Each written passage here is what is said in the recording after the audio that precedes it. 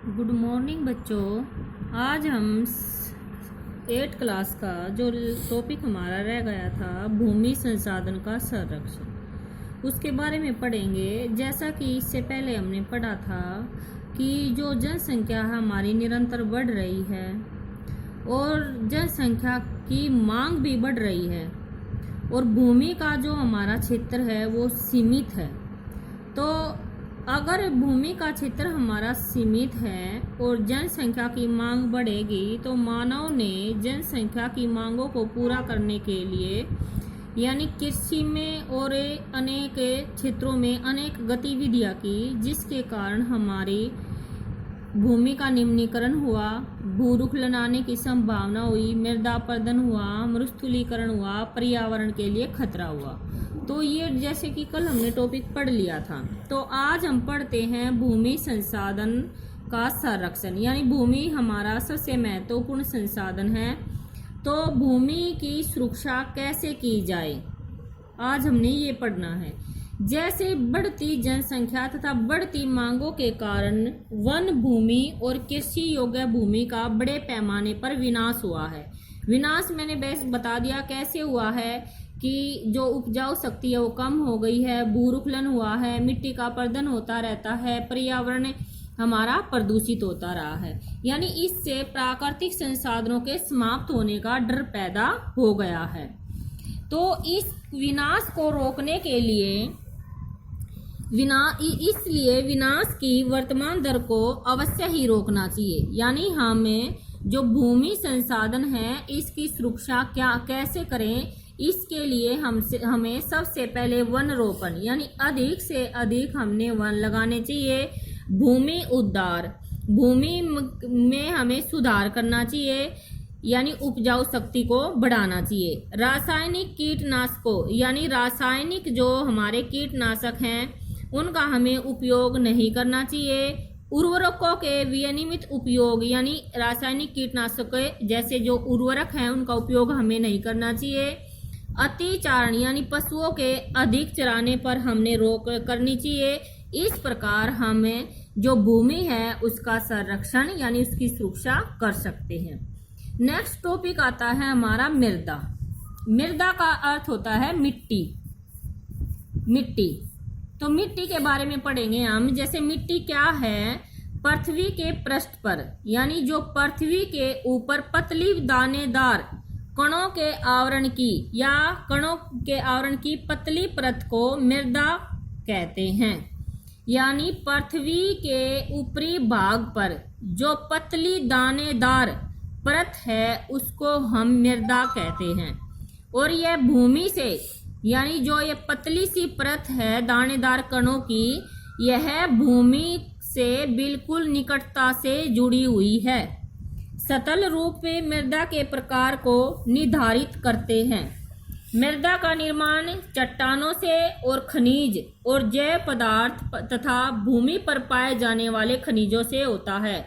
यानी भूमि पर जो दानेदार पतली परत होती है उस परत का निर्माण यानी उस मिट्टी का निर्माण चट्टानों से, खनिजों से, जैव पदार्थों से होता है। इसके बीच यानी इसमें खनिजों और जैव पदार्थों का भी मिश्रण होता है जो मृदा को उपजाऊ बनाते हैं।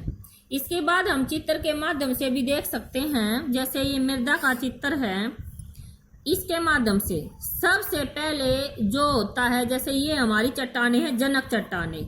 यानी जो मृदा है उसका निर्माण, जनक का अर्थ होता है जैसे जन्म देना, कि जो मृदा का जो निर्माण होता है सबसे पहले चट्टानों के द्वारा होता है।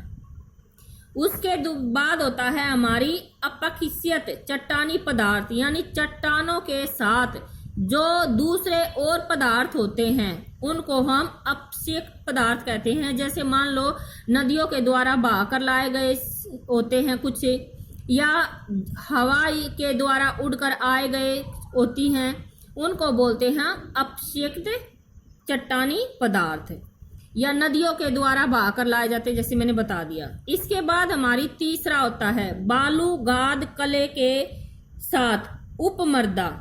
यानी जब नदियां जैसे अपने साथ बहा कर लाती हैं, उसमें बालू भी होती है, मिट्टी गाद भी होती है, कले के भी होती है, यानी इनसे।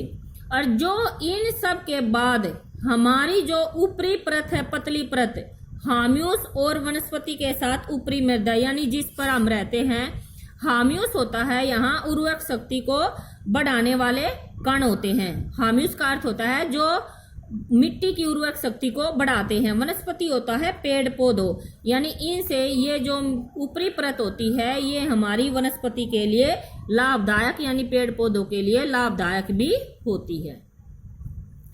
इसके बाद आता है हमारा ये चित्र देखें यहाँ पे, मृदा को प्रभावित करने वाले कारक, यानी ये हमारी मान लो मृदा है बीच में, और इसको प्रभावित करने वाले कारक कौन कौन से हैं। नंबर 1, जैसे यहाँ पढ़ा था हमने जनक सेल, सबसे पहले जनक सेल रंग, गठन, रासायनिक गुणधर्म, खनिज मात्रा, प्राणज्ञता को निर्धारित करती है।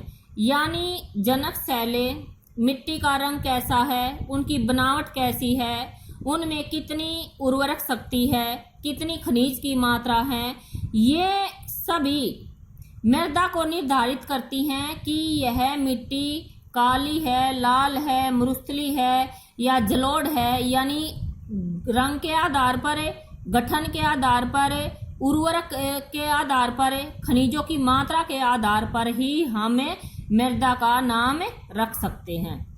दूसरा, ऊंचावच यानी ऊंचाई और ढाल मृदा के संचय को निर्धारित करती है। यानी मृदा ऊंचाई वाले स्थान पर और ढाल वाले स्थान पर कैसी मिट्टी है, यानी ये भी मृदा, यानी कैसी मिट्टी वहां पर पाई जाती है, ये हम उस स्थान की ऊंचाई से और ढाल के अंतर्गत यानी उसका पता लगा सकते हैं।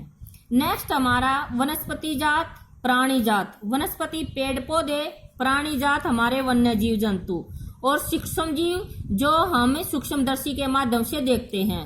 हाम्यूस मैंने बताया था जो उर्वरक को बढ़ाने की शक्ति होती है, इससे यानी जिसमें वनस्पति जात, वन्य जीव जंतु, सूक्ष्म जीव भी मिलकर मृदा को उपजाऊ बनाने में मदद करते हैं, तो उसके आधार पर भी हमें बता सकते हैं कि यह मिट्टी कौन सी है। नेक्स्ट है हमारा समय मृदा परिच्छेदिका। परिच्छेदिका में होता है हमारा ऊंचाई, चौड़ाई और मोटाई, यानी जो मिट्टी है हमारी वो कितनी लंबाई है उसकी, कितनी चौड़ाई है और कितनी मोटाई है, यानी ये हमारी निश्चित करती है। फिर हम उस मृदा को बता सकते हैं कि वह मृदा कौन सी है। नेक्स्ट है जलवायु, तापमान, वर्षा, अपक्षय और हाम्यूस निर्माण की दर को भी प्रभावित करते हैं। यानी जिस स्थान की जलवायु जैसी होगी वहां का तापमान कैसा होगा, वहां की वर्षा कैसी होगी, यानी उस इनके आधार पर भी हम मृदा का गठन यानी उनका हम ये बता सकते हैं कि यह मिट्टी कौन सी है। तो आज हम यहाँ तक ही पढ़ेंगे।